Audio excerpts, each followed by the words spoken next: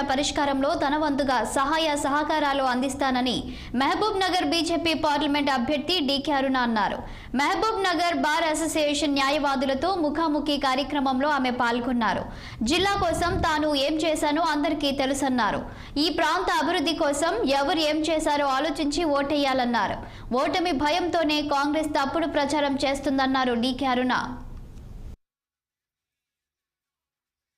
రిజర్వేషన్లు రద్దయిపోతాయి మళ్ళీ మోదీ గారిని గెలిపిస్తే అనేటటువంటి దుష్ప్రచారాన్ని ఈరోజు కాంగ్రెస్ పార్టీ చేస్తుంది.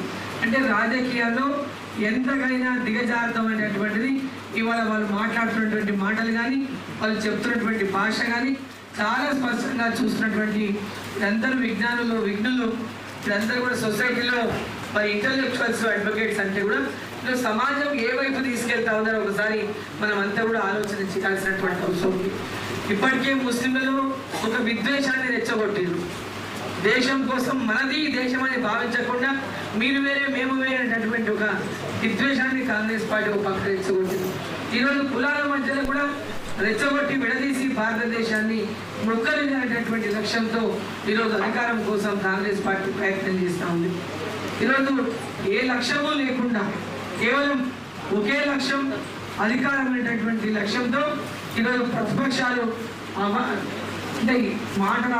మాట్లాడబడినటువంటి మాటలు మోదీ గారి ప్రధానమంత్రి అనేటువంటి గౌరవం లేకుండా కూడా మాట్లాడుతూ ఉన్నారు. ఈ దేశ గౌరవాన్ని తగ్గించే విధంగా మాట్లాడుతూ ఉన్నారు. కాబట్టి మీరందరూ కూడా ఈ విషయాన్ని గ్రహించాలని చెప్పి నేను కోరుతా ఉన్నా. మరి జిల్లాకు మనకు ముఖ్యమంత్రి అయినని సంతోషపడి అందరం మన జిల్లాలో రాష్ట్రంలో కాంగ్రెస్ పార్టీ అధికారంలోకి వచ్చింది. సరే మన జిల్లా వాడే ముఖ్యమంత్రి అయిన మన జిల్లా అభివృద్ధి చెందుతున్నటువంటి పార్టీ ఏదైనా మన జిల్లా కూడా డెవలప్ అవుతున్నటువంటి ఆశాభావాన్ని వ్యక్తం చేశాం.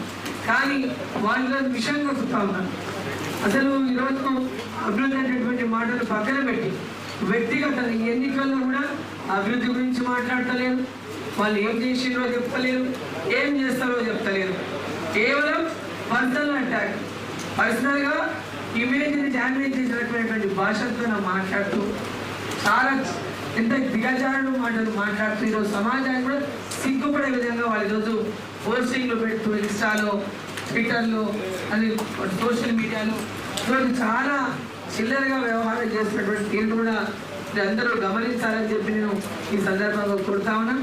జిల్లా కోసం ఆహర్నిశలు పాటుపడి రాజకీయాలకు వచ్చిన నాటి నుంచి మా ఫాదర్ కానీ మా మామ కానీ మా భర్త కానీ రాజకీయాల్లో పెద్ద సపోర్ట్ ఉన్నప్పటికీ కూడా బ్యాక్గ్రౌండ్లో మాకు ఒక ఫ్యామిలీ నేమ్ ఉన్నప్పటికీ కూడా కష్టపడకుండా నాకు ఏ రోజు ఏ పదవి రాలేదు.